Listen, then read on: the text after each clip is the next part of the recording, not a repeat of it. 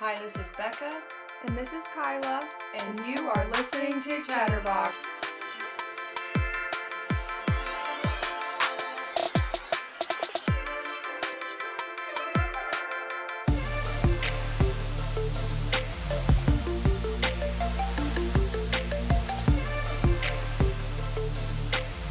Well, thank you for joining us today, whether you are a new or returning listener. We love you guys, and we can't do this without your support. So please like, share, and hit that subscribe button so we can become easier for others to find us who haven't heard about us yet. So without further ado, we have just a few announcements to get out of the way. This is our first true crime episode. So, as a disclaimer, all of this information is available online. There are several documentaries about this that you can find on Apple TV or Tubi TV, and they have about like 2 to 3 episodes about what went down here. Although we do have our theories about what we think happened, this case has been closed, and many of these cases have been closed, although there are still some children missing. And if you have any information about these cases, I suggest that you go to the Atlanta Police Department if you know anything or have any leads about these cases. Even though there has been a convicted killer in prison, there are still various theories out there that justice has not been completely served here, and we will get into that as we go along. But also, just note that we will not be revealing the killer's name until further on in the episode, once we actually get to the point where he has even been a suspect. Suspect. So, we're just going to kind of go down this timeline. But before we do, we're going to talk about, I guess, like an overview of the case really quick. So, between 1979 and 1981, which is like a 3.5 year period, there were a total of 26 children who were murdered and 2 adults. And the killer was convicted on behalf of the 2 adult cases, but the children murders still remain unsolved. So, in 2019, Mayor Keisha Lance Bottoms reopened the case with the use of new DNA technology to see if they could find other people who were involved, but there have been no arrests made at this time. So, when these murders started happening, the community was very scared and also furious, because this was a time when segregation laws had just went away in this area, around 20 years prior. So Atlanta specifically had the segregation laws go away in around like 1961, and these murders happened in 1979. The area was still dealing with heavy issues of racism from the police department and other members of society in Atlanta. They were still dealing with neighborhoods that were entirely still segregated. And there was a lot of also gay rights groups that were beginning to form during this time in the 1970s. Isn't that crazy that it started then? Yeah, that they were... It was finally starting. Like, I just feel like for so long people were, like, hiding their true selves and people were so judgmental. So it's just a good start to where we are today, I think. And it's also really messed up that people really care about your sexual orientation that much. I know that, like, a lot of churches believe that, like, you're gonna go to hell if you're gay. Like, I literally saw this TikTok the other day. It's like that one time about Church's World, remember? About that guy, like, you believe in Jesus? No, well, you're going to hell. Like, whoa. This TikTok, it's that one guy who's, like, hilarious. He has, like, millions of Hilarious Scales? Is Scott Kresser? Oh, I don't know the name. I just would know the name of the show. Oh, okay, yeah. I don't know if he has, like, a show, but he's really big on, like, Facebook and Instagram and TikTok and all that. And he was, like, walking past this church the other day, and they were like, join us next Sunday if you would like to go to heaven. And then he was just like, I literally take it up the bum. And then they were just like, you can be forgiven of that. No, thank you. Like, he's like, I'd rather go to hell. Like, Be like, so what do I need to be forgave for? That I'm doing what my body is telling me that I want to do. I mean, I don't understand. Are you supposed to deny yourself of what you genuinely? I mean, I don't. I'm not like I don't. I want to know, but like, if you have that thought and that's what you think and that's what you like, then why would you deny yourself of that? It's just so weird. If that's what your genome, body parts, and everything just want and crave, like, that's what you want and crave. I just feel like people like should treat other people with Like, the same respect as they want to be treated, whether their sexual orientation is the same or not. Just as culture and race, like, it's just like we're all the same. We're all one. We're all one soul, like one being, one energy. It's like you're not any better than me. And some people seem to think that they are a superior person, and it's like, what makes you superior? Fake money? Yeah, that or just people thinking that they're better than other people because they're straight. Like, just because you're straight doesn't mean that you're better than somebody who's But gay. no, because they're different. That's what it is. Yeah, it's because they don't understand, and I they don't even want to understand. It's not that they're just, they have a view and they think one way, and that's honestly narcissism. It is, and it's weird. Honestly, narcissism. You should be able to respect somebody else's sexual orientation that literally has nothing to do with you or your life. I just don't see me seeing someone gay and I'm like, oh my god, I cannot talk to them. Like, what? Like, who the fuck would even think like that? Me? Don't know. That's how the world used to be. And apparently during this time in the 1970s, the Georgia Gay Alliance as well as the Atlanta Lesbian Feminist Alliance were being brought to light, proving to the world that yes, they're not like everybody else, but they're people too.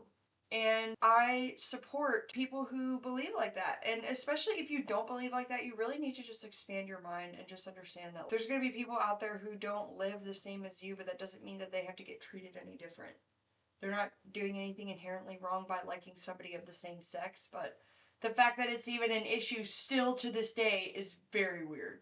Like, I mean, at least it's more accepted and it's more openly known and heard and seen about, because I feel like it was a lot more hidden because it wasn't as accepted. Like, just like with our last episode, I just feel like hip hop, well, not well, episodes ago, like hip hop culture, it was very said that there was a lot of, guys being with guys, and it was like not like cool. So they would hide it forever. Diddy, imagine if you could just be open about it and instead of hiding all that. Who knows? There was also a thing in Hollywood that I'm pretty sure it still goes on today, but it specifically went on in the 60s and 70s when the gay culture was not fully accepted in Hollywood yet. Yep. There was something called a lavender marriage where a lesbian woman and a gay man would marry, and they would do that to be socially accepted, but yet they would still be seen with their other person. Yeah. That's cool. And the lavender marriage thing, they still say that it goes on today, and they speculate certain actors are still involved in these lavender marriages just to keep their image, because they want to keep all their fans, which is very weird. Can you give me an example? I wonder if you know. His name is Kevin Spacey, but Kevin Spacey has also been noted as a sexual deviant because he has been known to molest men without their permission or consent during the set of House of Cards. Multiple men. Is that a movie or a show? It's a show. You can watch it on HBO. Was he like drugged or something? No, he was just straight up doing it. Like, so I guess like literally during the recording, there was this one guy who he was casted as a CIA agent, and he's like, I had the black suit, I had the glasses, like, you couldn't really see my face, but he was like, I was part of the CIA in the show. And he said that during one part specifically, they went behind a wall because they were waiting to come back out to finish their scene. And he said that literally he just looked down and he's like, I felt my zipper go down. And I was like, what the fuck? And then all of a sudden he's like, Kevin Spacey had his whole hand in my pants. And he's like, and he was touching me without my permission, without my consent. And he just didn't back off? He just let it happen? He was just like, whoa, what are you doing? He's like, I have a girlfriend. And he was just like, shh. And then they go back on it as if nothing happened. And then he was like, then that guy went to one of the fashion designers and started saying that Kevin Spacey's a monster. This is not the first time he's tried to touch me. And she was like, we need to fucking get him off the set. But yet, nobody would believe her or him for the longest time until more people came forward. But apparently, I think it was like 12 to 18 people came forward after an independent journalist interviewed multiple people on the set, saying that he had put them in situations where they felt like they couldn't do anything, but he was just touching them. Yeah, the weird power that people think that they have is fucking sick. Yeah, Kevin Spacey is one of the people who is speculated in being in a lavender marriage, but there are also others who I can't think of off the top of my head. That's but fine. This I is just like needed the an first example. one. Yeah, Kevin Spacey. I didn't know that Kevin Spacey was such a monster. I'm pretty sure that he played in that one movie with Whitney Houston. Like The Bodyguard, I think. Okay, I know. Oh, him? Yeah. Ew. Yep. I don't like him in movies. He's always a bad guy. Mm-hmm. Fuck Kevin Spacey. As in terms for the Atlanta, we're still getting into just a little bit more of the culture before we get into the timeline here. But as I said before, there were multiple segregated neighborhoods at this time that still existed. They were dealing with the trauma of the past of racism. There was a new scene of young people who were trying to make it big in the art industry, in the music industry, and younger kids especially felt like the world was at their fingertips in the 70s. But in 1979, that all changed. And for young children, it was a very dangerous time to be alive. So let's get into the timeline. In July of 1979, Edward Hope Smith, known as Teddy, went missing, last seen in front of a Church's Fried Chicken at around 12 a.m.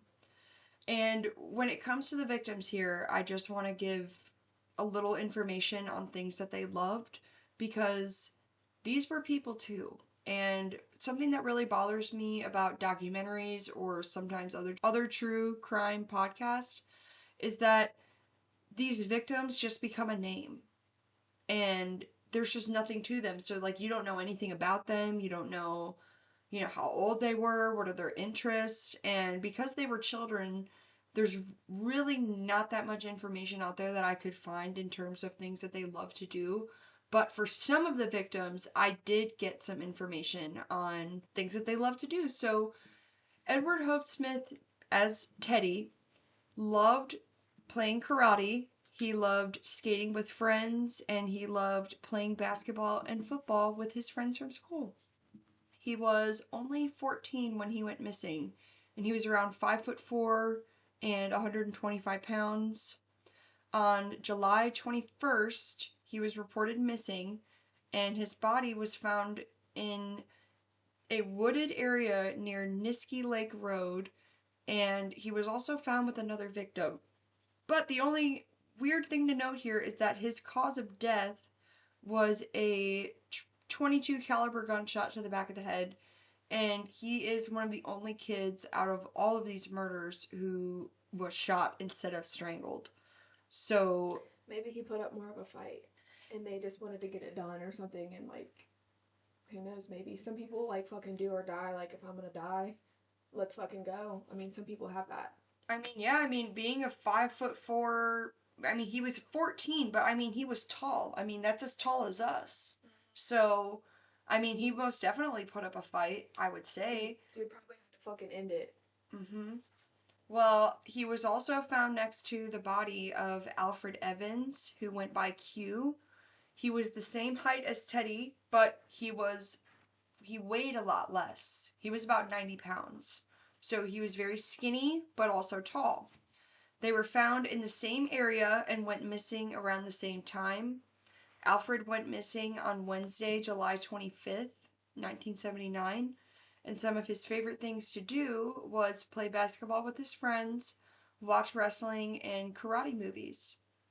He went missing at a bus stop at around 3 to 4 p.m., and the cause of death was noted as strangulation. So both of these victims, Q and Teddy, were found in the same general wooded area.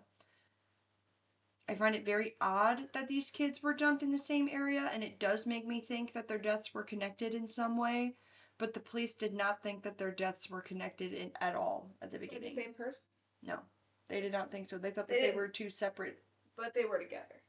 They were found several 100 feet from each other, but in the same area. So, yeah, they didn't think that there was any connection here, but honestly, as we get into this, the cops seem very either racist and or incompetent. I'm not we will get into that. As you go along, you start to see a trend here, but the cops did not see a trend at all for a long time. So, on October 21st of 1979, 9-year-old Yusuf Bell was last seen running some errands for a neighbor. His neighbor gave him some money to run to the store for him, and this was something that was common for kids to do during this time to get extra cash. A witness claims that they saw Yusuf at an intersection near the store getting into a blue car. His body was found on November 8th at an abandoned school by a janitor who used to work there who was just randomly roaming the halls.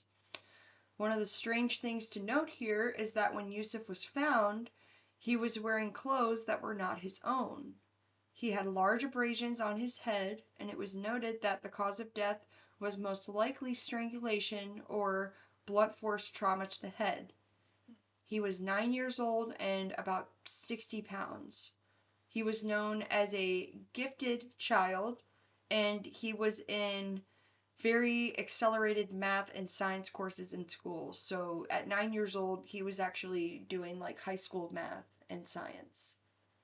Wow.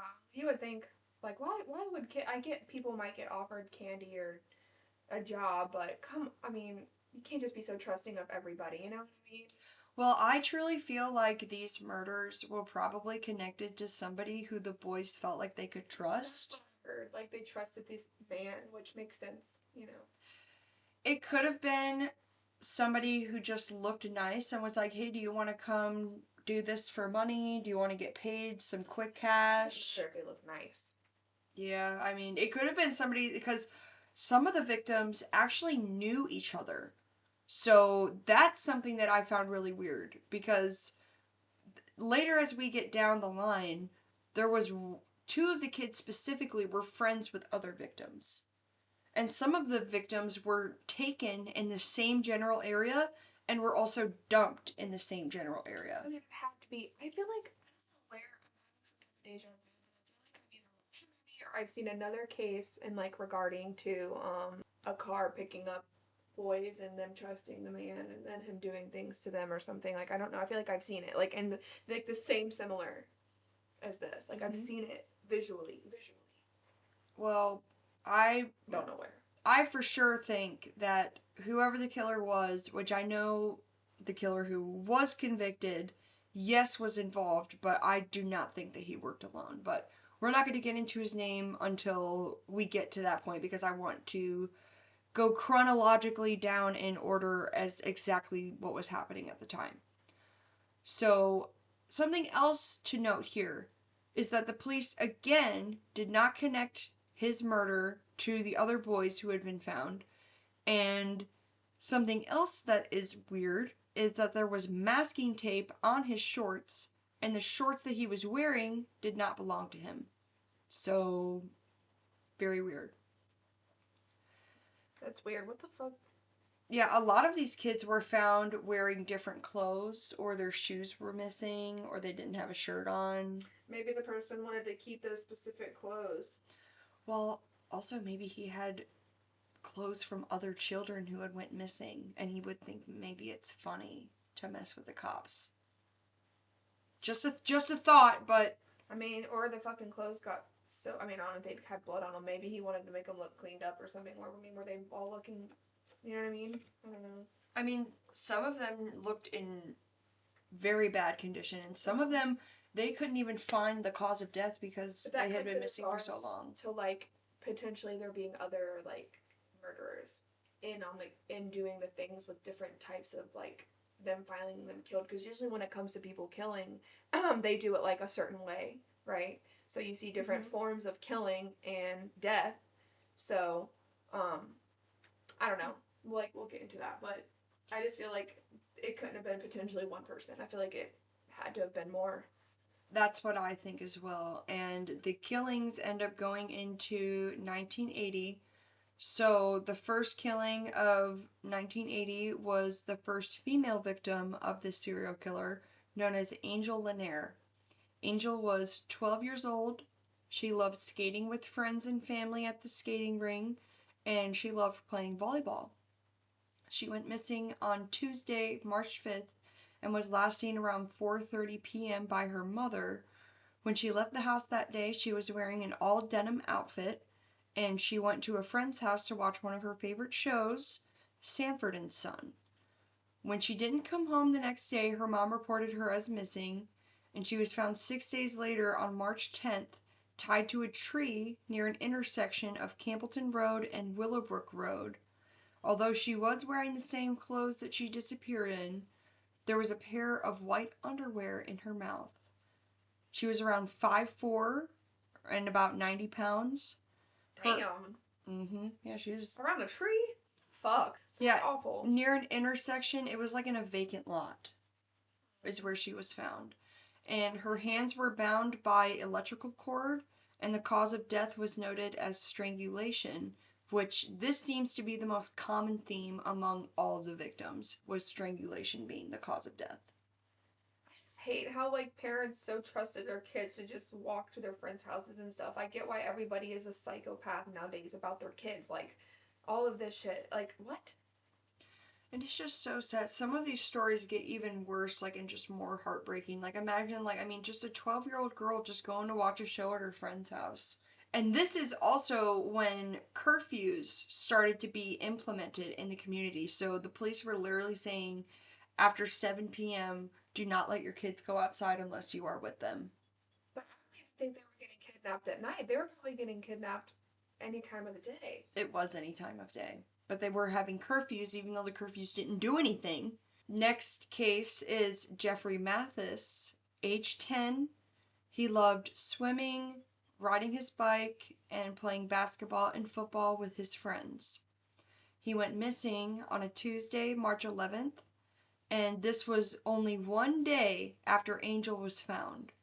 At this time, the parents in the community started getting very scared, and after the passing of Angel, all of the communities in Atlanta started fearing for their children's safety.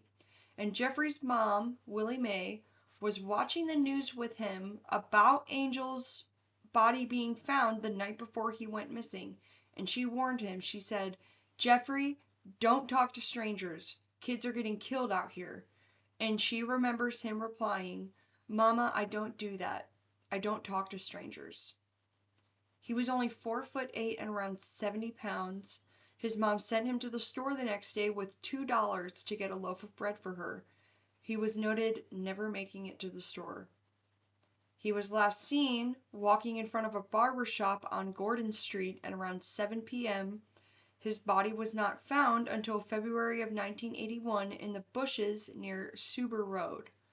And the reality started to set in at this point that children, especially African American children, were not safe, and they were being preyed upon.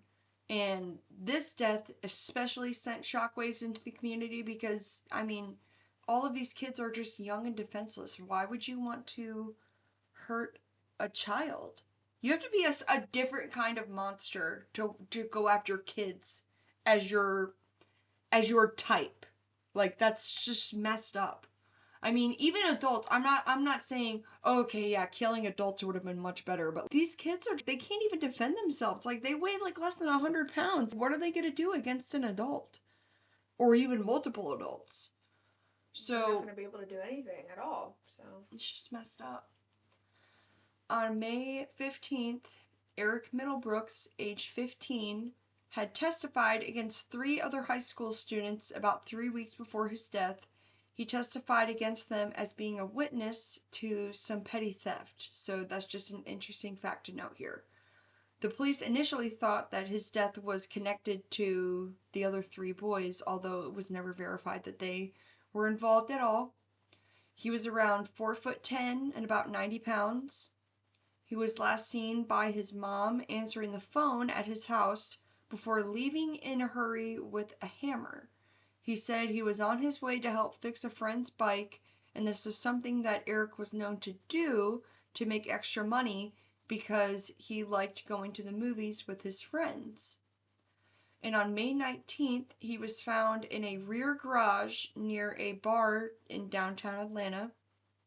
The bar was located next to a rehabilitation center, and although he had stab wounds on his arm, they appeared to be defense wounds, and the ultimate cause of death was blunt force trauma to the head. So I wonder if they set him up. Like, oh, I need my bike fixed, and then one of, like, he always seems to be a friend within a friend that connects them to, you know what I mean? it is possible because, I mean, he wasn't strangled in most of the deaths of He was these. stabbed. Well, he had defense wounds, but the ultimate cause of death was the blunt force trauma, which they thought was the hammer because the hammer was not found at the crime scene. They fucking took it from him. And... Oh, for sure. So it is possible that his death was not connected to the serial killer, but it is just interesting to note that he had just basically testified against these 3 high school boys in court, and left with a hammer. And if they're stealing in high school, you already know they're probably not good kids. Like, in a sense, like, so they probably were, like, really mad that they're pissed. Like, I don't know. It's entirely possible. And they never got...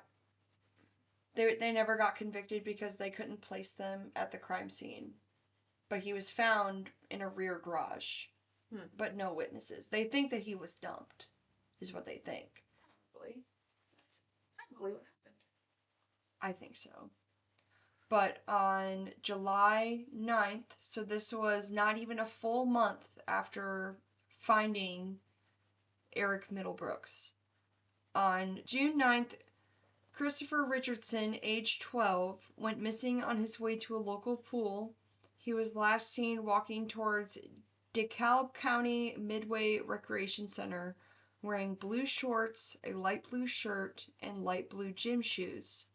Swimming was one of his favorite things to do, and his mom thought that, he goes swimming all the time, so they thought that he would be fine. And he was actually later found in January of 1981 with another victim that we will note later on in the timeline.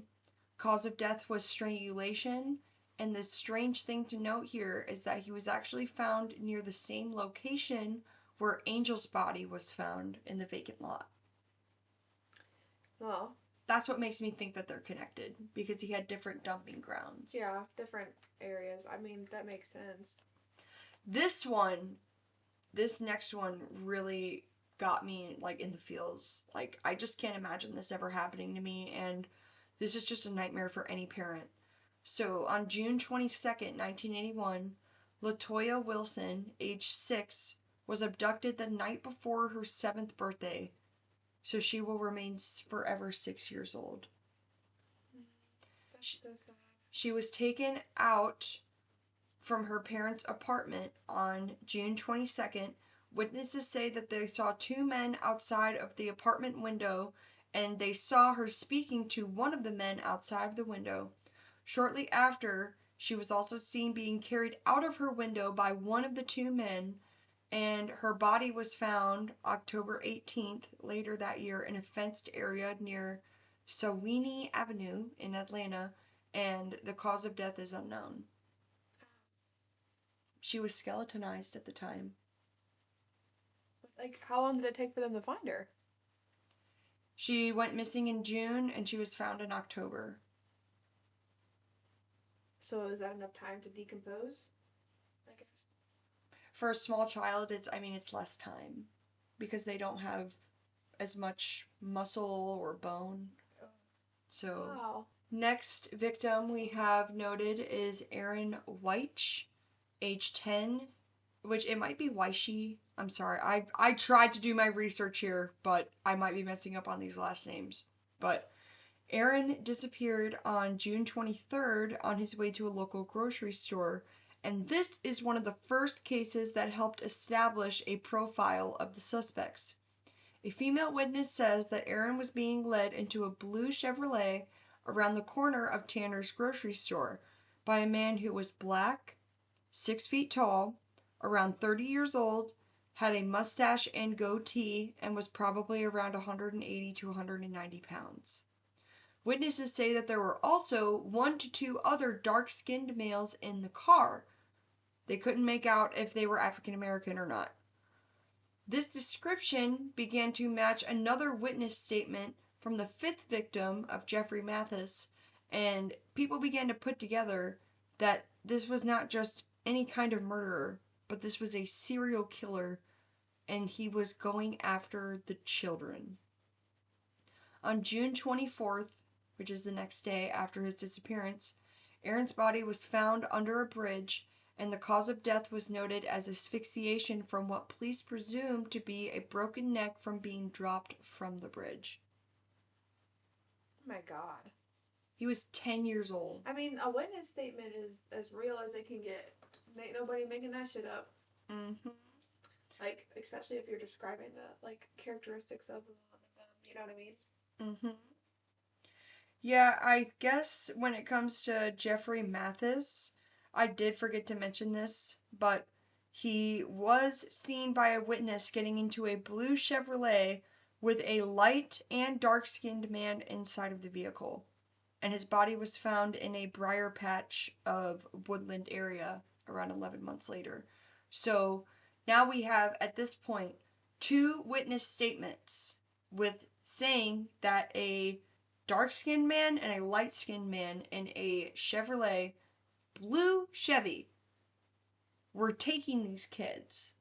But the police still had not put together that there was a serial murderer. And during this time is when an alliance became involved, basically saying that the police need to do a better job of investigating this murder. I mean, it was saying that, you know, the parents did their own patrols. They armed themselves. They were the ones doing it, like, because there was no help.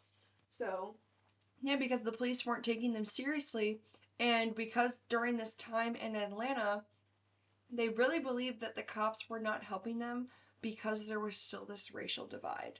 I mean, that's probably true, though, which is fucked up to say, but, I mean, if it had just started and those cops had that mindset already, they should have just fired all those cops and got new ones, because that mindset can be hard to change if they think a certain way about people. Mm-hmm. And I feel bad for these families down south, because something else that one of the families talked about, and this is in the case of Patrick Baltazar. So he's one of the victims that we will get into later down the line, and his mom specifically speaks out and says none of these murders were like nationally publicized.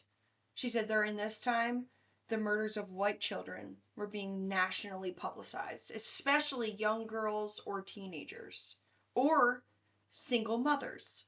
But she says that these kids only remained as like local murders, and they were just only publicized in the South. They weren't like national headlines. It was an awful time, I think. It was like one of the worst times. Which, I mean, kind of fucked up, but the serial killer picked the perfect time, I guess, to do it, because. And honestly, because they have speculated that there are more than one people working together than the killer, I feel like this was like a co-op of multiple people. But the fact is, only one person was convicted of only 2 of the crimes. So, and as we continue to go down the line, you really start to see a trend here. And the next victim is noted as Anthony Carter, who went by Tony, went missing on Sunday, July 6th, and he was only 9 years old. He was last seen at around 1:30 a.m. near Cunningham's place, and his body was found in a warehouse on 657 Wells Street the next day. The cause of death, multiple stab wounds. So maybe that was the other person that. It could have been. I mean, that boy that got stabbed and blunt force to the head, I mean, with the bike, you know? It could be possible that they were connected. Maybe I was wrong. But, I mean, who knows? The killer could have multiple ways of trying to kill these kids if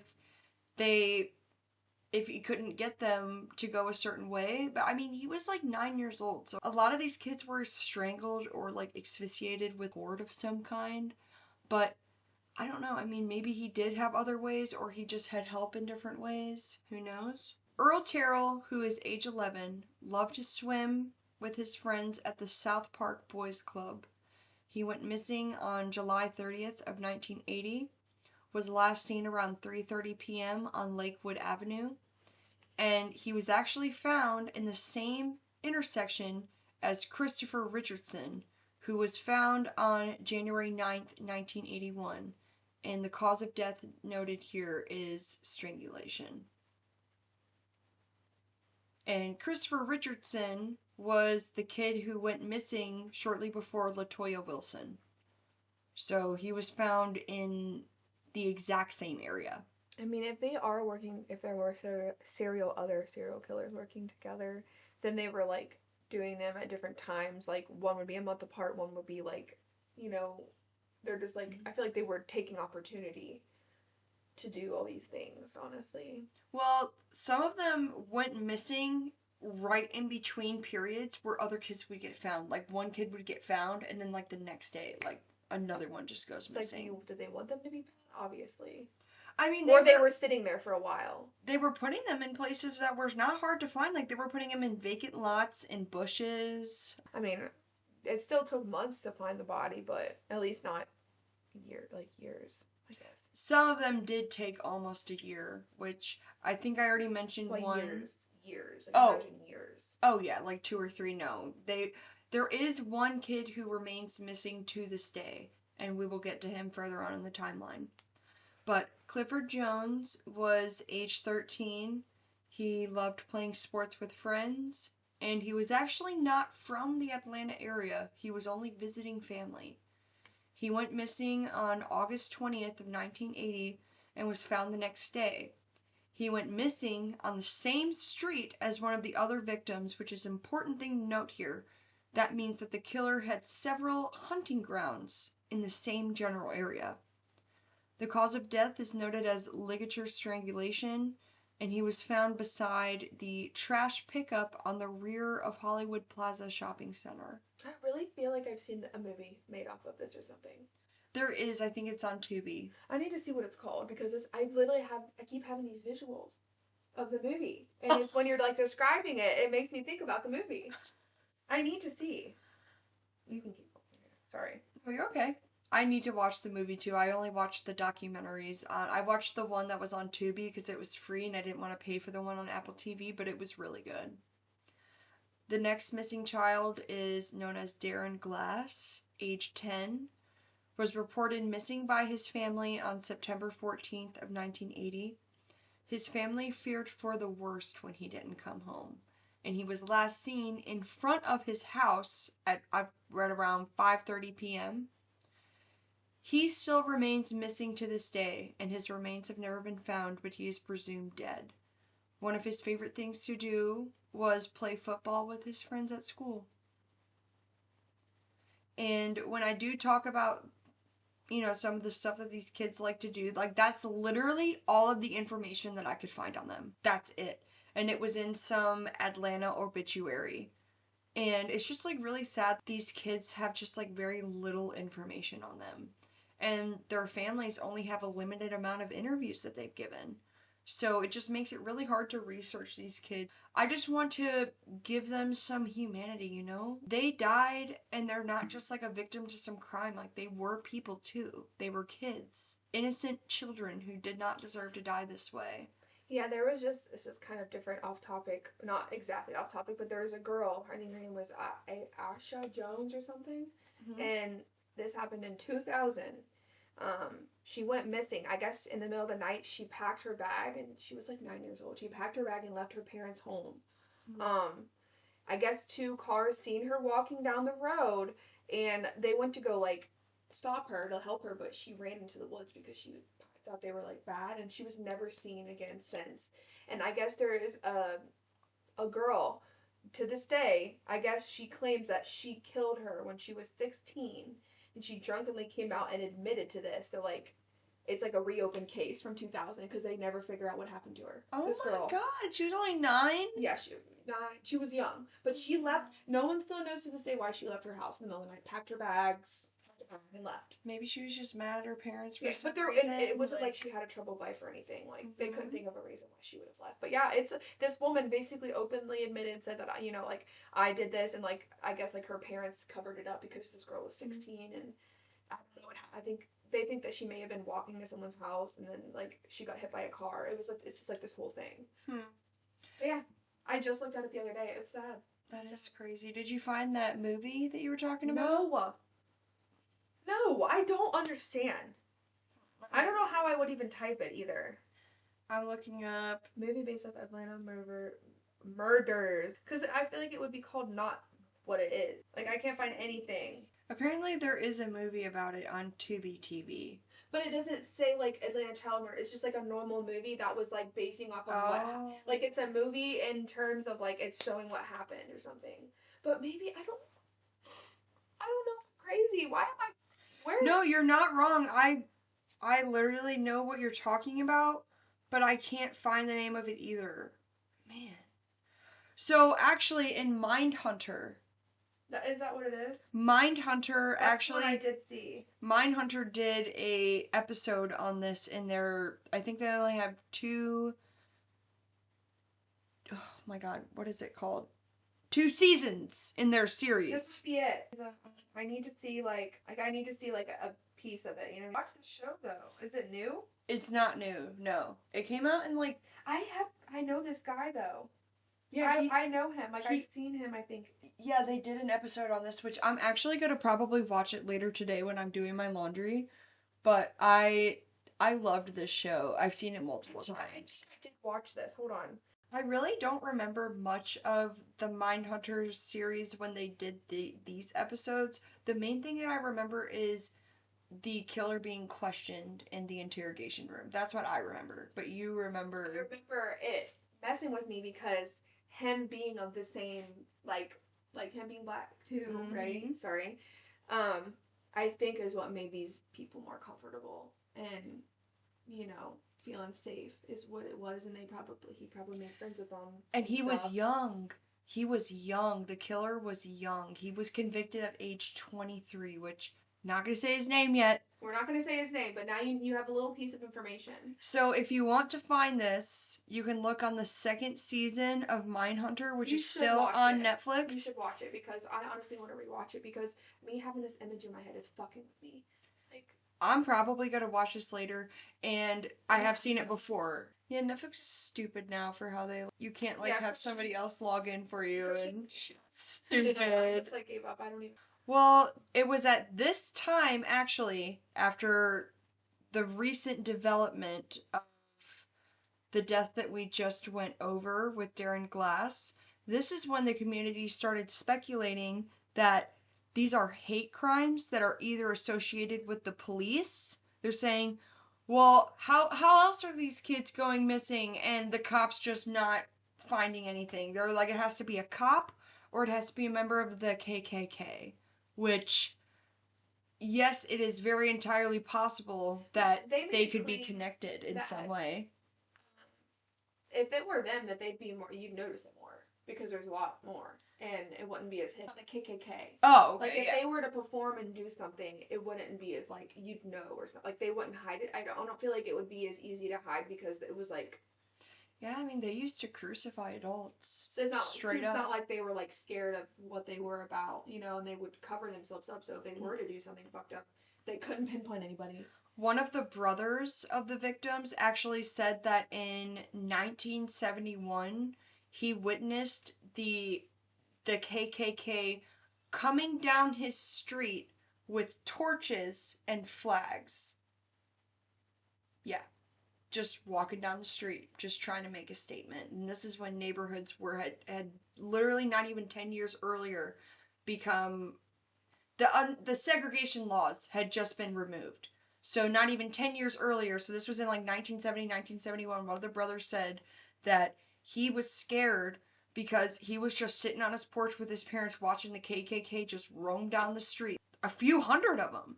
And he said that this was the scariest time for African American children, especially. So it's just really messed up that the shit that used to go down south, like I'm kind of thankful that I wasn't raised in an environment where I was taught to be racist. You know what I mean? Yeah, And have that mindset because if you're raised like that, it's hard to not think like that. And I mean, I don't know, I've never been in an environment where people, I guess, look at African American people differently because I was born in Detroit, okay? And I actually have an adopted brother who's an African American named Tyvon. I never fucking knew that. And then your fucking wedding comes, and I've been friends with you for years, and you never thought to say an adopted brother. Oh, what friend doesn't tell you that? Well, I guess I don't hang out with him all the time, but I mean, he's in your family. When did he get adopted? He was adopted when I was 4, and he was 14. So he's been in your life since you were 4, and that's somebody to know. Well, when I was 9, we actually moved away from so we were all living together, us with Tyvon in Chicago, and then when I was 9, we moved away. Tyvon ended up staying in Chicago. Did he not want to leave? I think that my dad just said, because he was like 19 or 20 at the time, my dad was like, you don't have to come with us, you can stay here if you want. And he had a job at FedEx at the time, and he was getting paid pretty good, so he was like, I'm just gonna stay here. Does he still live in Chicago? Nope, he actually lives in Texas with my family right now. Like with them? Not with them, but nearby, like 20 minutes away. Yeah. Oh, I love that. He's like, I don't want to be away from mom. Yeah. They celebrate their birthdays together, and, he's always with us at Christmas and stuff. That's the whole wedding. I said, who is this guy? Like, is he a really close family friend? Like, Like, no, that's my brother. An idiot. And I was probably the only person there that didn't fucking know that. I bet you money. Every other bridesmaid probably fucking knew that. Well, did Kristen know? I don't know, because... Kristen, did you know? If you're listening to this, did you know that she had an adopted brother? Because I would really like to fucking know. Because me, I didn't know. I was at the wedding. I didn't know. I mean, I wasn't going to ask you that question. Like, who is that? Like, that's rude. But it's not rude, but like, who is that person? Like, and you're like, a lot going on. That's not a question I was worried about. I had other duties as I made them on air. Like getting your shoes. Yes. Oh my god. Holding your dress. So like with Tyvon, when I was between the ages of like 9 until 18 though, we really didn't talk. I barely saw him. Like he didn't really come to Christmas with us. Like he just, I don't remember why. I think he actually had moved to Arizona for a time and was really hard to...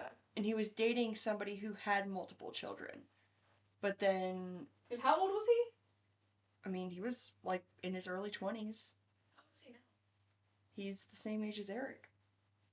How old is he? He's 37. Okay. Yeah. They look like it. I know! Neither of them look like it. You wouldn't think that. It's weird. I don't think age matters, really. Like, in a sense of when you think, oh, you look at this person and you think, oh, there's no way they're 30. Like, because when you look at an age, that's not what you would think 37 looks like. When I think 37, I think you look older. Like, people think I don't look 28. Yeah, I mean, there's a 10-year age gap between me and Eric. People that get told they look older than what they are. Like, dude, Miranda, she always gets asked, are you in your 30s? She's like, oh my god. It's just funny. Yeah, I get told, like, you look way older. And then I get told, like, some girl said, you look like you're barely 19. And I'm like, fuck? I was at Best Buy and I'm like, what? Bitch, I'm fucking 28. Dude, I always get carded. I get carded for everything because I have a major baby face. So lucky me. Actually, the last time I went down to Margarita, they did, yeah. They don't ID you usually. Well, they don't ID me at least. I'll just be like, if you're confident, I'll be like, hey, well, I don't know what I'm fucking talking about when I come up in about my tequila. Someone that doesn't know what they're talking about isn't gonna know what to say. So I come up and like, oh, that's a good one. Like, maybe you got that good energy, so they're just like, free pass. Like tequila, Kyla, and tequila. In French is my name. That's how you would say it. Really? Kyla. That's cool. And then like Nathan, right? I learned that in French class. I mean, this guy Nathan would be like, "Hello, Nathan." He'd be like, "Hello, Kyla." He actually, I message him from time to time, like, "How you doing?" He's like, "Hey, Kyla," like, cause he knows like my French name, but tequila. Get it? That's why I work so well with that. Not that I'm promoting drinking. I don't drink. I really don't. But yes, you do. I'm just kidding. I'm just fucking around. I know what I want. I know what I do more of. Puff, puff, pass. And that is of the green substance. Yeah, but she likes her herbs. But when I go on a cruise, I'm drinking. Hell yeah, I'm drinking. If I buy a $400 drink package, you know, I mean, I'm not gonna get my $15 limit, but I'm gonna drink that package or get my money's worth. Anyway, yeah, we're done. Well, that was a long tangent, but sorry. We do gotta get back to the timeline. Chatterbox, sorry, bitch. Yeah, we do be chatting it up. Like make my mark. Oh my god. Get it? I'm not a boy. I'm probably gonna have a few drinks tonight. Hell yeah. Oh, and I'm gonna go out for St. Patty's Day this year. I haven't been out for St. Patty's Day. Never went out for St. Patty's. Oh, on Monday. Where are you going? There's a few bars that I'm gonna go to. My friends are going to like a bar hopping thing. It's at the Banks. So they said that you can pay, I think like $10 for a ticket, and then you can get 4 drinks or something at this line of bars. I'm trying a drink if we have the money. But I've never tried to say drink too. I will not drink it if it's that green beer, but I will try it if it's like a mixed drink with like if it's a green apple margarita. Let's go. Oh yes.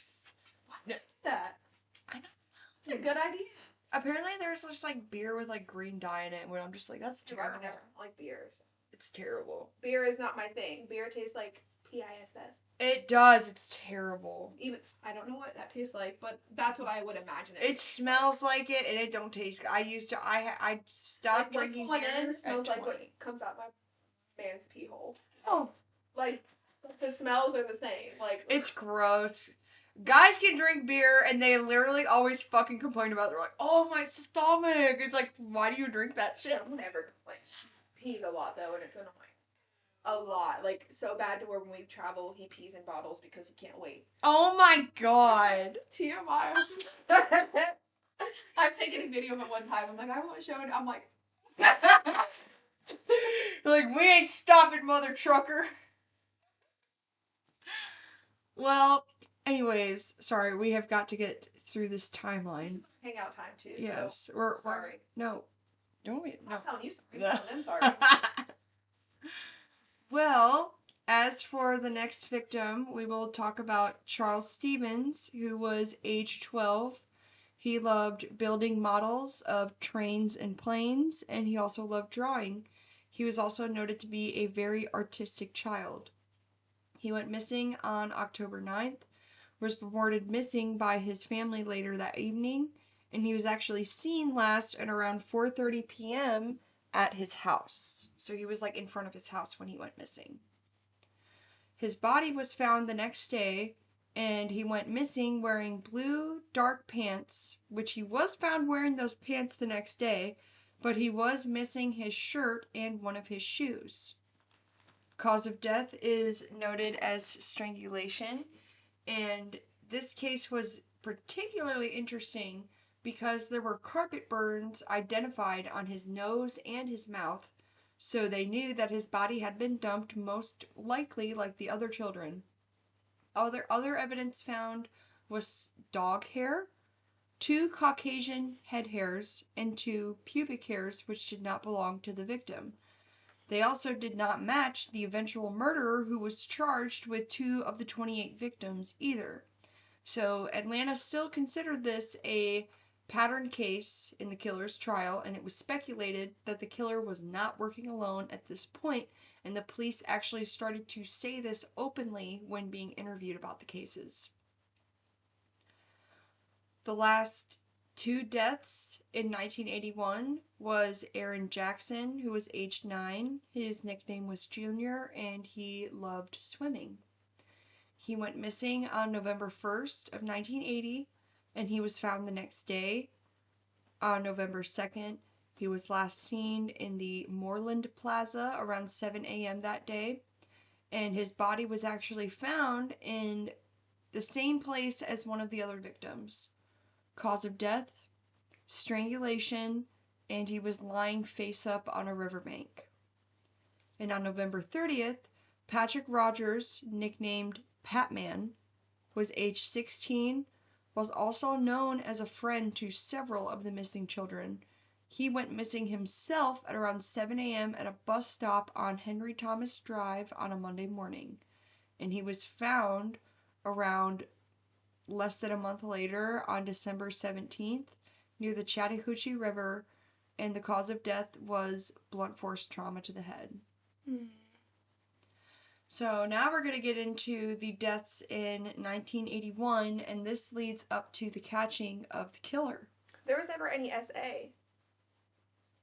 It was speculated that the one kid that we just talked about, Charles Stevens, because the pubic hairs were found on his body, they assumed that there was SA involved, but they were not able to tell because of how limited the DNA and the rape kits were at the time. So if it were to have happened to all of those children, they would have never been able to, like, add that to the thing.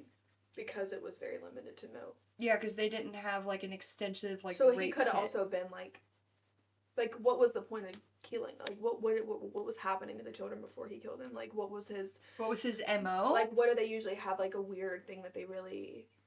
Well, the killer actually still maintains his innocence to this day, and guess what? He is actually eligible for parole next year in November of 2026. Oh, wow. Yeah. Even though wouldn't it be a life sentence? I think he is sentenced to life, but he does have the eligibility for parole. Because he's been so good. Those are the craziest people. Mm-hmm. So good. The people that can behave and act good for, like, years and years are the ones that are come out again, like, oh, I've been here, oh, I'm cooped up, all this energy, I'm gonna go full on cray. You'll see that he is involved somehow, but he just lies and lies and lies. But a lot of people will do that. They'll hold up that reputation till their death. They will lie. Because that's a part of their psychoness, I guess. I don't know. They don't... Yeah, the killer was actually known as a liar in school. He was known to basically make up these wild stories where he was always like the hero or something like that, and they were just like, no, like that didn't happen. But he was just known to be like that. So who knows? Maybe he had developed a relationship with a lot of these kids. They felt safe around him. He was also very young. But how come he was never mentioned by the kids if they had such a good relationship? Like, who knows? Like, don't tell your parents about me. Like, I wonder if he was, like, saying stuff. I don't know. I mean, it's just very weird that some of these victims knew each other. But we have several more to get into for the year of 1980. So the first death is Luby Geeter, age 14. He loved to play basketball, and his nickname was Chuck Rosie. He disappeared on January 3rd at around 2:30 p.m. right outside of Lakewood Mall on a Saturday. He was found on February 5th. Cause of death, manual strangulation.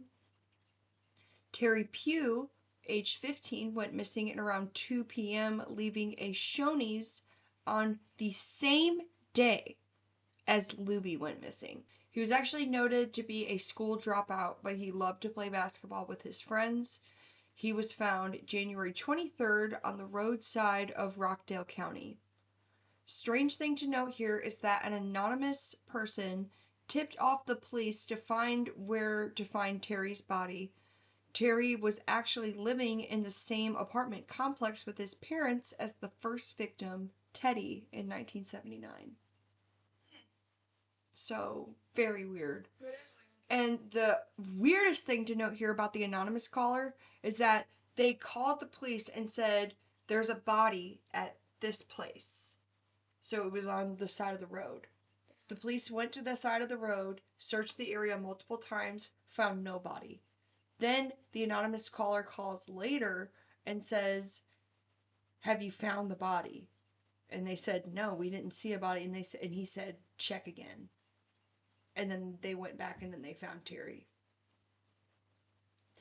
That makes me think that the killer was just absolutely just fucking with the police at this point. But the police, to me, seem very incompetent. Why at this point, when you've had multiple callers saying that there's a blue Chevrolet involved in these killings, why did they not start trying to look at all of the blue Chevrolets in the area and start narrowing down? Where were you on the night of January 3rd? Yeah, the cops seem to be like fucking clowns that are just running around with their guns upside down. And I just don't think, the police force should be there to help the community and serve and protect who you are, whatever, but it What- didn't seem that mattered. Whatever your race, whatever your sexual orientation, like, the cops are supposed to protect you and not be biased on any of that information. I don't know. Cops don't give me that vibe of good. I mean, I know there are good here and there, but it's few far in between. Well, this next one really, like, this one makes me angry because this shouldn't have happened. Patrick Baltazar, age 12, loved playing video games, went missing on February 6th and was last seen at around 5:30 p.m. at a payphone calling the police outside of Fisherman Cove's restaurant. He called the police and said that there was a man in a blue car who was following him and his friend on Cortlandt Street. The police never came because they thought that this was a prank phone call. Patrick went missing that evening and was found on February 13th. Cause of death, strangulation. And the mom said, so it actually wasn't his real mom, it was his stepmom. He was actually just visiting. And she says that that night when he didn't come home, she said she knew. She knew that all these kids have gone missing. She says, if you see anything strange, call the police. So he calls the police, and then they don't come. I mean, what could possibly have happened to where they would have thought that it was a prank? Like, do people do that kind of stuff? I mean, yeah, there have been cases where if you can find the murderer, you have like a $10,000 reward. Well, people will call and just make up shit so they can get the reward money. But they're calling and saying, hey. I mean, yeah, it's messed up because the cops never fucking came. That's what I'm saying. It leads back to they don't care. I don't think they cared. It's just fucked up. Like, that one shouldn't have happened at all. Like, why did the police not come? But the fact that he literally tipped them off saying there was a man in a blue car. You'd think that would have been, like, word for them to want to go, because it's not like that little boy knew about a blue car being, the car that was taking all the children. So how would that be a prank call? Like, they're just dumb. It's fucked up. But next missing child, Curtis Walker, age 15, nicknamed Tank, went missing on February 19th, was last seen between 4 to 6:30 p.m. at Byron Gun Club on Bankhead Highway.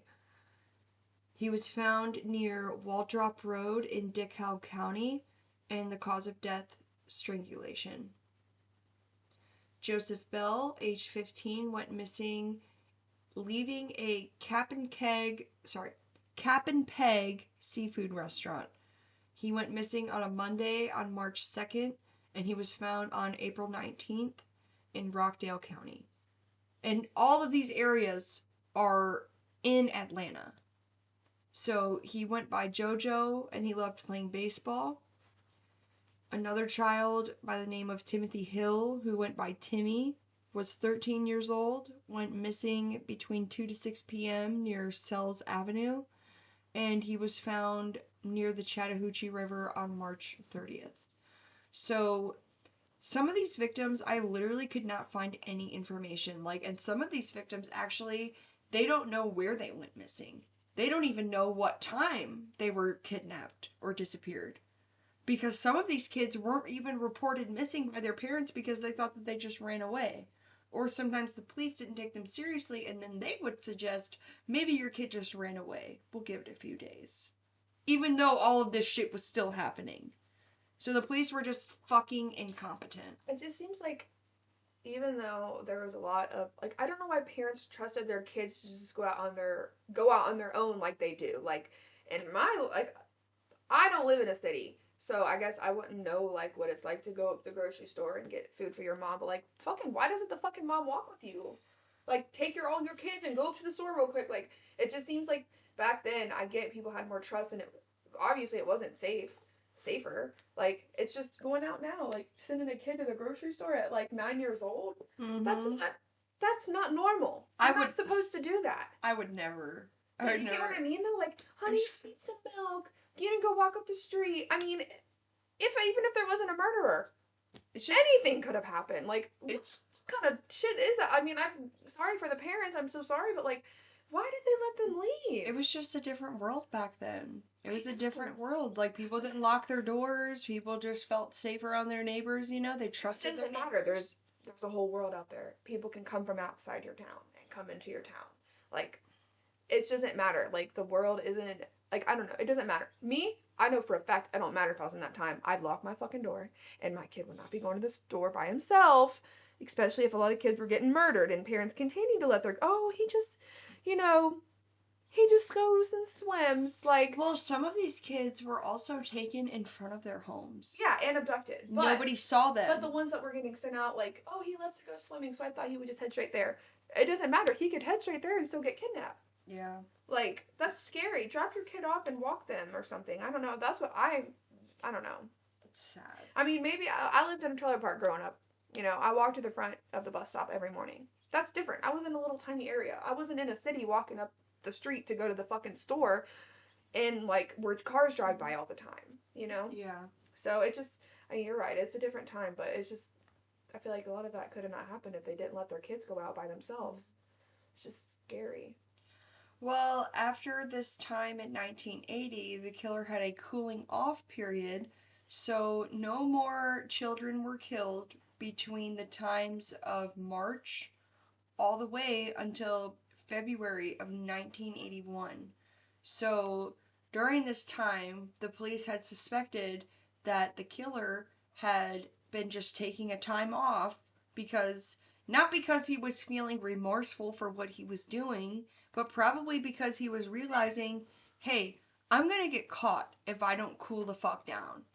And that's normally what happens in these serial killer cases, is when they do have this cool down period. It's not for a morality thing. It's because, hey, I need to cover my ass or I'm gonna get caught. So from March all the way until February of 1981, there were no killings of young children. And they thought that, the community thought, thank God this is over. And the first adult victim in 1981 was known as Eddie Duncan, who went by the name of Bubba. He was age 21, and he was last seen at the playroom at Techwood and Mills. He was found on March 31st. Cause of death, possible strangulation. In April of 1981, Larry Rogers went missing on March 30th and was last seen in the afternoon that day near Ezra Church. There's a calico kitty outside, and Kyla's cat really wants to say hi, so if you hear him meowing, that's who he's talking to. It's so cute. Oh my god. Oh, my man wants a friend. Oh, if anybody wants to watch my cat while I'm on vacation, and you have a cat, he's very friendly. Yes, and he also likes to dominate, because that's what he does to my cat. He tries to stand on top of her, literally. Like, he'll be like, oh, you want to go? You need to send me a video of that, because maybe he just wants her. You said he wanted all her spots that she laid in. Yes, so everywhere where she was sitting, he would try to lay there before she got to it. Maybe he just wanted to lay with her. Maybe he would hope she would lay there with him. She's a bitch. Well, that's what he's like, you won't love me one way or another. He's a much bigger cat compared to my cat. My cat's very small, and he's like a freaking lion. Like, he's like a 6-month-old Maine Coon. One of my friends has a white cat just like him, but he has one brown spot like right by his eye, and he actually has one extra toe on all of his paws. What? Really? It's a type. You can look it up. Oh my god, I didn't know that. For a girl I worked with at America's Best, and she had a cat that was a pterodactyl, which has 5 fingers, and they're like the whole litter. That's cool. You can look it up. Yeah, she got rid of them. They're super cute. I think Brenda has one of them, and I'll go there and it has. I would love another boy cat, but. So this murder is particularly interesting. In April of 1981, Larry Rogers went missing on March 30th, last seen in the afternoon that day near Ezra Church. He was found on April 9th in the kitchen of an apartment on Temple Street, and the apartment had no tenants. And then did it note that if it was broken into or if it was like still like there was no sign of breaking into the home, like the apartment? Did it mention that? Apparently, police say that his body seems like it was just dumped there. But like, how did they get in there? Did it show any signs of breaking into the house to put the body there? Like, did they climb through the fucking window? Like, how did it get there? Did I somebody couldn't have find anything on like? it. It's not like the realtor said, "Yeah, you can dump the body in this." I don't know. I mean, I don't know. That's something I'm curious about. They think that the apartment was burglarized and just broken into is what I had noted here. But yeah, it's just messed up that he was just found in this random apartment with nobody living inside of that apartment. That's fucking weird. Michael McIntosh, age 23, went missing near his residence on April 1st. He was found on April 20th near the Chattahoochee River. It's like 3 I've heard now by the Chattahoochee. Mm-hmm. Yeah, so he had specific dumping grounds, and they were either in wooded areas, vacant lots, or areas where there was just nobody, or people the river. Gonna witness him dropping the body, basically. Places where they won't, like people witness him picking up kids, but not the bodies being dumped. Well, we have just a few more victims before we finally get to the killer. Jimmy Payne, age 21, had just served time for burglary and was last seen applying for jobs. He loved to draw. He went missing on April 22nd of 1981, and he was found on the 27th. Cause of death is noted as asphyxiation. Some of these people, like Michael McIntosh, they couldn't even find a cause of death. So when I don't have a cause of death for the person, it's not because I didn't do my research, it's because I literally couldn't find anything. John Porter, age 28, had a criminal record. He was not employed, and he was also just released from a psychiatric unit prior to his death. He was actually just released from prison in connection to Jimmy Payne for burglary. So no one knows the exact date that he went missing, but he was found on April 12th in Fulton County. I'm just wondering, like, just on top of the police not doing their job correctly, it's like, or I guess the people that check for the dead bodies, how they just didn't know how some of them died is just crazy to me. Well, it's because either it was so hot and, it's humid down south, so, like, bodies could deteriorate faster in very humid and, like, hot spaces. I guess that's right. Sometimes they can't really just determine a cause there, or sometimes their bodies were found, like, a month later and they just couldn't tell. I just want to blame the cops. I mean, yeah, the cops fucking sucked. I said I just want to blame the cops. Fuck the police. I'm just kidding. The cops... No, they do. I mean, they fucking suck during this time. Like, they might as well been dressed up as clowns and just running around, like, with their guns upside down, like, with little red shoes. Yeah, literally, because they're just fucking incompetent.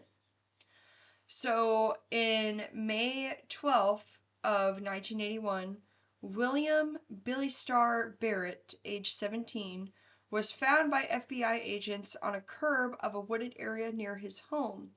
A witness, 32-year-old Harold Wood, a custodian from a high school nearby, had her car break down the day that he was found, and 1 mile from the scene where he was found, she claims that she saw one black man standing in the area where his body was found and said that he drove away in a white and blue Cadillac. So this is another scenario where a witness had a specific person and car associated with the body. Different car type, though. Cadillac and the Chevrolet, right? Or is it the same thing? Okay, so yes, there were the Chevrolet, but she claims that it looked like a Cadillac. But it probably was like the Chevy. It probably was. This was actually the only report where there was a Cadillac being mentioned, but she said, but it did match the colors. Poor woman didn't know the type of car. It's okay. Us women don't know type of cars. But she did get the colors right. That's what matters. So, and in the end of May in 1981, the last recorded victim, noted as Nathaniel Carter, age 27, was witnessed leaving Rialto Theater by a gardener named Robert Henry.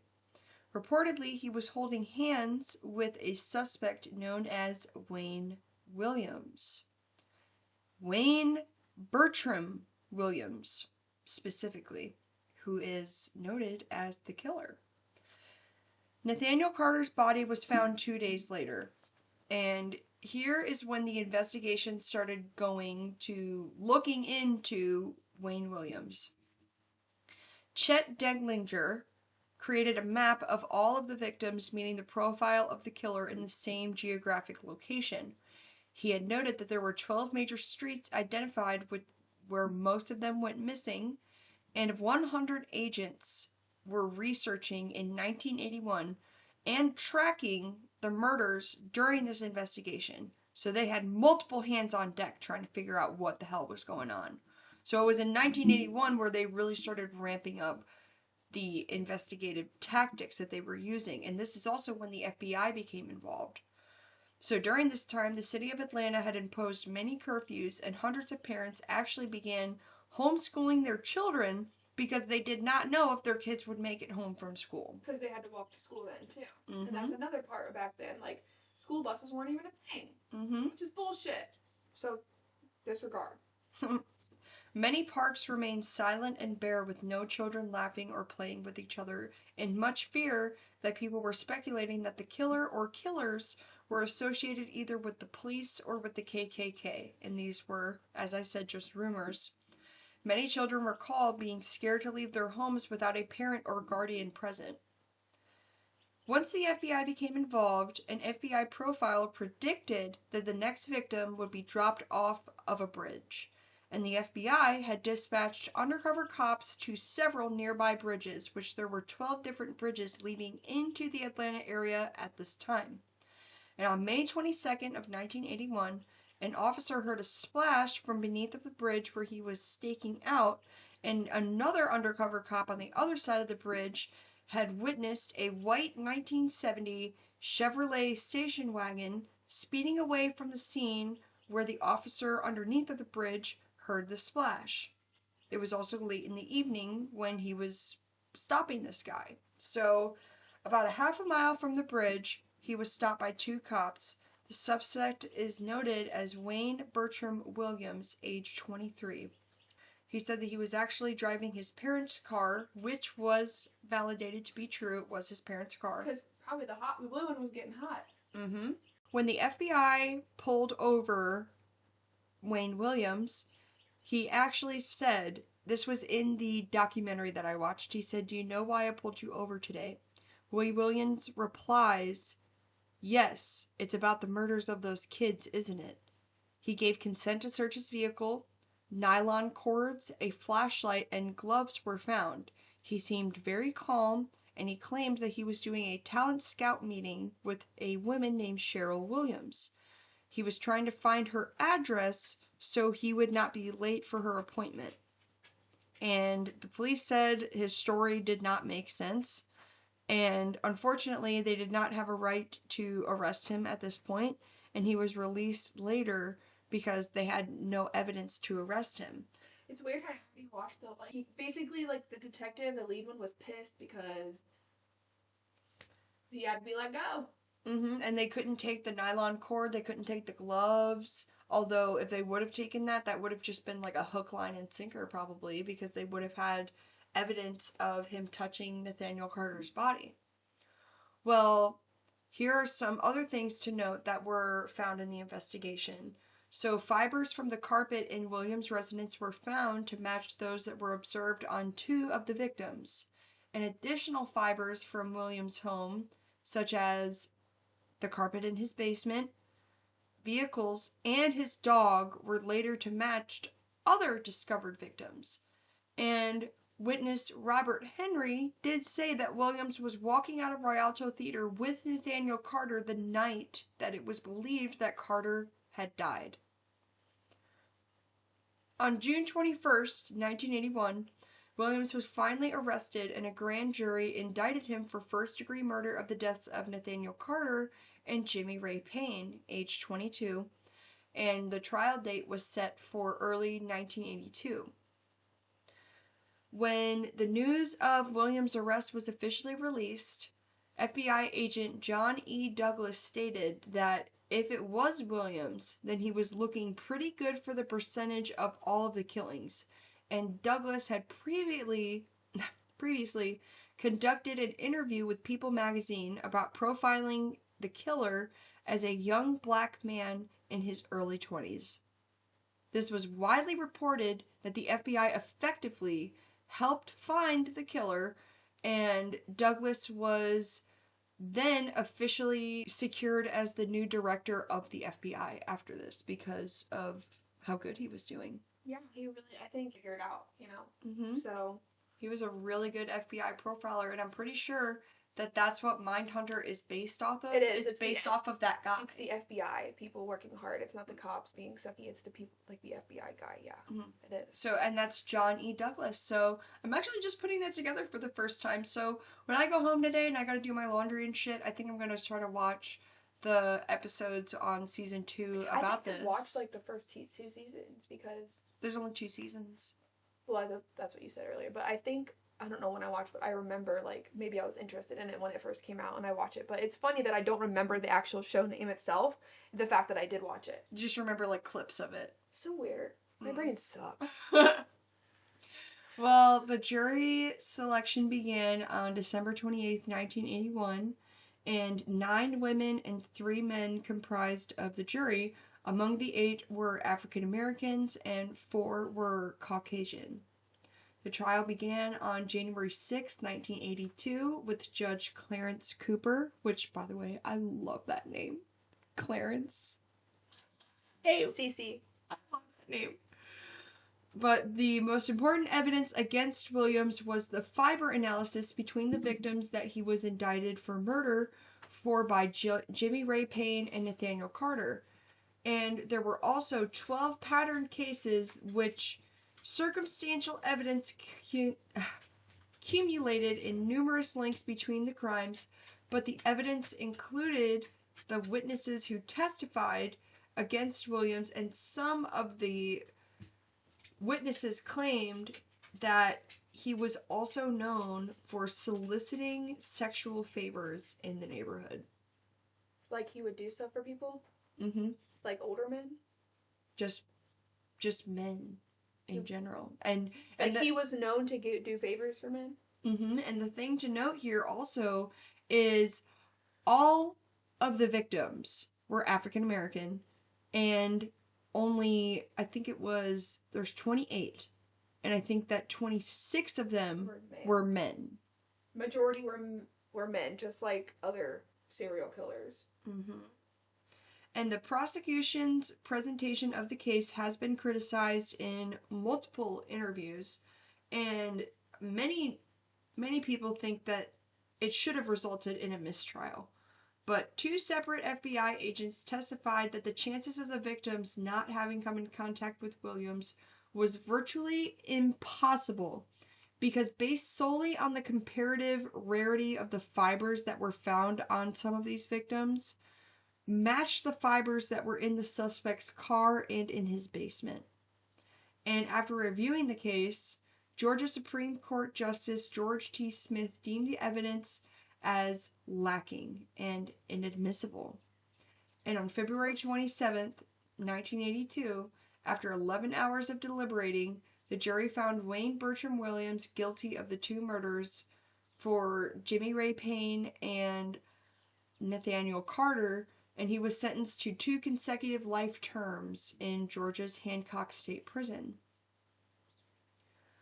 So, here are just some other developments. In September of 1986, in the issue of American music magazine Spin, reported to the Georgia Bureau of Investigation, who had been conducting secret investigations into the potential involvement in the KKK with these crimes, in tandem to a special task force on missing and murdered children, discovered members of this group may have been involved in the murder of victim Luby Geeter, and they also may have been linked to the murder of 14 other children. Allegedly, a member of the Klan's members living outside of the Atlanta area had hoped to ignite a race war in Atlanta and had attempted to recruit others for this purpose. Charles T. Sanders, a narcotics dealer and recruiter for this group, was said to basically be a criminal informant, and he intended to kill Luby Geter weeks before his body was even found.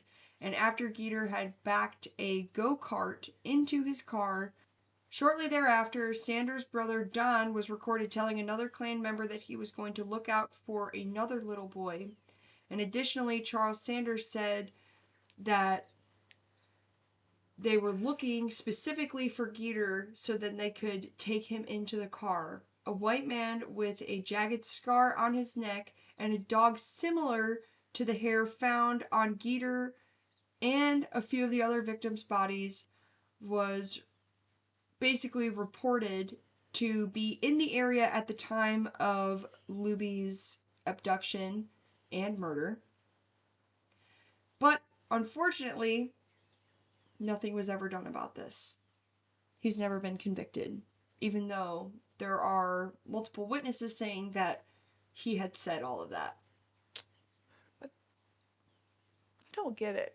I really don't. The justice system in America fucking sucks. It still sucks. It still fucking sucks. Like, it's just another adding to me in the hate or dislike of our government and to want to live a new life in another country. Because, God, our government sucks. The cops in other countries aren't going to be good to Americans, though, because apparently in Italy, you can be arrested for somebody just saying that you're a terrorist. That's all they have to say. They can say that person's a terrorist, and you can be arrested and thrown in jail for the rest of your life in Italy. Because in trouble. It doesn't matter. They don't have to have any proof. They can just claim you as a terrorist, and you can be arrested and thrown in jail for life. But how likely is that to happen? Apparently, it happens more than you think. Well, I'm just not going to be a fucking Karen, and I bet you they're Karens. I'm not going to be fucking. I would not move to Italy just for that reason. I think that's that you where I would want to move. Is Italy. I'm thinking more like a Scandinavia country. Oh, you know, they're beautiful. Well, I just saw this video. She's like, the American dream isn't the American dream. It's the Scandinavian dream. And it's like this girl moved on a farm with like 30 horses and married a man. I'm like, oh my god! Oh my god. Like, yeah, Scandinavia is beautiful. I love their culture. Yeah. America? I'm like, yeah, I can fucking learn the language, be like, no.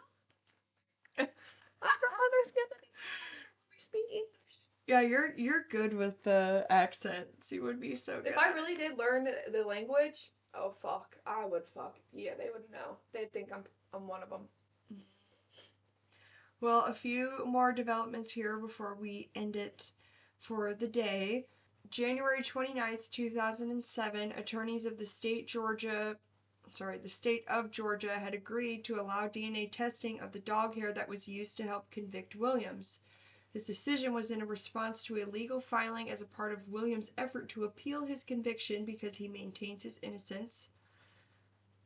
And on June 26, 2007, the DNA results showed that the hairs on the body of some of the victims were the same mitochondrial DNA sequence of Williams' dog, which was actually a sequence that only occurs in 1 out of 100 dogs. So, well, his lawyer came back and says that does not conclusively point to Williams' dog as the source of the hair, even though that's very unique and for 1 in 100 dogs. Plenty of other like things leading to the carpet and all that. It's just like because it was green carpet fibers. Nobody had bright neon green carpet, and also the FBI profiled that the killer was in his early 20s and lived with his parents, probably in the basement. Yep, he lived with his parents in the basement. It's just crazy because all these witnesses basically giving the description even as well wasn't enough. It's not enough for them. It's what sucks. You can't ever just believe somebody. Mm-hmm. Even if they are telling the truth, which I know there are liars, but you would hope that when involving a murder, someone's going to be honest and not just make up something. But Well, later in 2007, the FBI performed DNA tests on 2 of the human hairs that were found on the victims, and the mitochondrial DNA sequence in the hairs eliminated 99.5 of the persons not matching their DNA. And the mitochondrial DNA sequence in the hairs would eliminate 98% of African American persons who did not match the DNA. However, they did match Williams' DNA. So yeah, that literally puts him in the crime scene of some of these victims for sure, Like, but there's not proof. all of The them. DNA is the proof. Mm-hmm. And as of 2019, Wayne Williams still says that he was innocent and that the evidence was planted against him by the FBI and the CIA because they needed a killer, and the only way that they could get a killer is if they blamed it on somebody. But I don't believe that he's innocent at all. And that's because I actually have a case of an Atlanta man who came forward saying that in 1976 he survived an encounter with Wayne Williams, who was convicted of one of the most horrific serial murder cases in U.S. history. I mean, 28 people, even though he was only convicted of 2, that doesn't mean that he didn't kill those other kids. I feel like 12 or 14 out of all of the victims were him, especially the ones who were strangled. Yes. That's what I think. But obviously I could be wrong. But I'm going to read this experience that he still talks about to this day. And if this truly happened, Wayne Williams did this when he was about 6 years old. Wayne did when the boy was 6? Mm-hmm. Or how old was Wayne? He had to have been younger than 20. Mm-hmm. I mean, this was in 1976. So he was... Probably like 20 or 19. Yep. Let's see. He was walking home one day when a white station wagon pulled up beside him and offered him a ride. Thomas climbed in and said that he almost immediately knew that something was not right. I said, "You're driving slow. Why don't you just let me out and I can walk?" He said, "I can do that." I said, "Oh boy." I can't do that. Oh, okay, sorry. Let me restart. No. I said, "You're driving slow. Why don't you just let me out and I can walk?" He said, "I can't do that." I said, "Oh boy." Thomas said that the man offered him cash for sex, and when he declined the offer, the driver refused to let him out of the vehicle. "You run across a lot of stuff like that when you don't have any transportation," Thomas said. "There are a lot of weirdos who can pick you up." And frightened Thomas says that he was ready to fight and protect himself, and at the intersection of Fairburn and Cascane Road, he made his move to escape. The driver grabbed his shirt, but Thomas said that he managed to get out of the station wagon, dragging behind the driver. And he said, by that time, he had some kind of rag that he kept throwing in front of my face. Thomas escaped with his life, and he said that he called this a close call, and he could have potentially died. And when it had been found that Wayne Williams had been the murderer, he saw on television that he had an afro and thick glasses. Thomas said to his parents, "Dang, that's the guy that tried to pick me up that one day." So... And you can't just make up someone's face. Not when you got a doppelganger in the same area. Mm-hmm. So, the handling of the Atlanta child murders case by law enforcement, particularly when it came to Wayne Williams, was very heavily scrutinized by the public. They thought that the police did not do a good job of investigating these killings, which only spanned for like 3.5 years. But the community was very urgent, and they thought that the police had taken so many missteps in the entire investigation, and the police struggled to connect various disappearances and murders of both children and young adults to the same person. The public was gripped with fear, saying that the killings seemed not random, but targeted.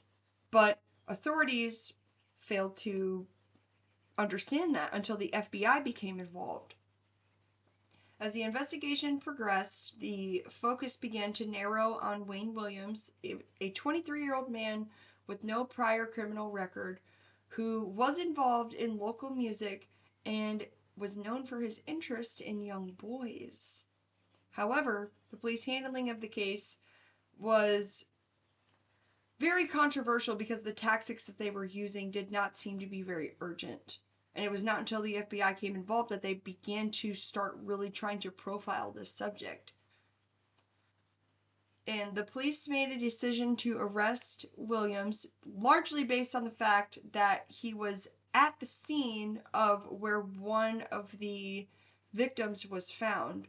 And his arrest was a result of the combination of investigative persistence and also the mounting public pressure to solve this case. Yeah, I would too. And once Williams was arrested, the police continued to build their case, but many critics argued that they were too eager to pin all of the murders on him, and that maybe they had some bias in the investigation. And some suggest that authorities may have been very quick to latch on to Williams as the subject due to his odd behavior and the convenience of his involvement in the case, despite lack of concrete evidence and proof with some of the older cases in the 1979 cases. In addition, there were allegations that the police had mishandled important information, they failed to properly investigate other potential suspects, and they were influenced by the media coverage of Williams as the only villain, although it is noted in multiple investigations and interviews that the police says that he was not working alone, that he was working with somebody else. But there have been no other arrests made at this time to anybody else. So a lot of people in the community argue that these cases were rushed to get closed and that the pressure to solve a high-profile case resulted in the conviction of somebody who had more circumstantial evidence than solid proof. And the handling of the case by police is still sparking ongoing debates on whether Williams was actually the right person for all of these crimes, or if law enforcement made a very hasty decision that led to many injustices on the lives and deaths of these children. It's not like he was convicted of them all, though. He was only convicted of 2, so... It's highly possible that there is still somebody out there who has Yeah. never been caught, or multiple others. Probably. And if you are somebody who actually knows something about this and you have not came forward, please go to your local Atlanta Police Department, and if you know anything, like any leads can help. I mean, if you don't feel safe, you obviously can leave an anonymous tip. Yeah. So, well, we are at the conclusion now, so as we close today's episode, it's very clear that the case of Wayne Williams is far from simple. He is truly the killer behind some of the Atlanta murders, but some others believe that he is an innocent man who was wrongfully convicted, and this subject is intensely debated. I wonder if he's ever, been I deserve to be released. If he just sits there in silence, then he's guilty. No, he says that he's completely innocent and that he was framed. Does he continuously try to, get out and, prove his, innocence, or does he just sit there and just silence and just wait? We'll know that when he's on parole. In multiple interviews while in prison, he says, "I'm not the guy. You got the wrong guy." But he doesn't say that he knows the people who killed him. The kids, anyways. Well, some people either will be proud of it and tell you because they know they're dead anyway, or he will he's a narcissist. He'll probably go to the bottom of his grave and never admit it. Yeah, and I do believe, especially with him being at the crime scene of where one of the bodies was found, where a big splash was, and the police stopped him, and then he said, "They never got that body." No, they did. They got him, but he was completely naked, and he was just tied with cord and stuff. And then they found cord in there. Yeah. So, to me, that does make him one of the murderers, but there had to have been more. I mean, if there was that witness statement of the 2 other people involved. Because they said that there were 2. One color, one white. There had to have been more involved, but that's just what I think, and that's what Kyla thinks. And the Atlanta murders continue to leave a scar on the city. There's actually a memorial in downtown Atlanta for all of these kids. It's like a golden Oh, that's cool. thing. I'm gonna see it. Yeah, I've actually been to Atlanta, and I've never been to this memorial, but now that I know about it, I am most definitely, next time I am passing through, I am going to go and see it for myself. And just, it's probably like just a really dark time for especially a lot of these parents who are still living to this day, who miss their children. Like, some of these interviews literally made me want to cry because, like, I mean, these kids would be at least 40 right now. mm-hmm. So, or 50, so the parents are old. Yeah, they said that they every year for their birthday they do something special. They'll go to the memorial, and they just remember how innocent and loving that their kids were, and how, they still don't have peace because they never got closure. Yeah, because they never got somebody who was convicted of the crimes. Only 2. Yep, and they were adults. There was a 21-year-old and a 28-year-old. But the weirdest thing to note here is that even though they were adults, they were still noted as having like adolescent type bodies. So they were like 120 pounds, really tall, skinny. Tiny. Yeah. So the killer had a type, and it was people who were not able to defend themselves against him. Obviously. Oh, yeah. So, as always, we want to hear from you. So, put in the comments, what do you think? Do you think, after all of this, do you think that Wayne Williams is guilty? Do you think that he was just a scapegoat? Or do you think that he was working with a group of other people who were potentially involved? Join the conversation, and you can give us a like on social media. We are on Facebook, we are on Instagram, we are on TikTok. So, thank you for listening, and I will be back next week to do another deep dive with you. And actually, Kyla's going to be going out of town this weekend. She's going to be going to Hawaii. Hawaii. And I'm very jealous. I'm actually going to be going to Michigan while she's gone. And because we're not going to be able to record, I'm actually going to be recording next episode with my husband, Eric. So he's going to be our fill-in. So join us next week as we talk about the history of schizophrenia and other mental diseases. We're going to talk about how they... Why am I clapping for something? We're going to talk about where people think that they came from, what their theories are associated with people who have schizophrenia or other mental diseases, if it's like a hereditary thing, or if it's something that is truly just an imbalance in the brain. Some people think that people with schizophrenia actually have connections to interdimensional pathways because they are literally talked to by these entities that whisper to them, and it's very, very odd. And I actually know somebody in my family who I don't have any connection to anymore, but they actually have schizophrenia, and it's been within the last 2 generations of my family. So we're going to get into all of that next week, but we appreciate you listening, and we hope you keep it chatty. Keep it sassy. Keep it nice. Because we will not be keeping it short. I made that up. Well, we love you guys, and we will be here next week with a new co-host as our backup co-host. Need a backup, bitch. Oh, I'm kidding. It just rhymed. It just rhymed. It's okay. Need a backup, bitch. Need a backup star. Alright, well, love you guys, and if you've stuck with us this whole time, thank you, and have a good week. Yes, I will. I'll be out there in the tropics. Bye. Love ya.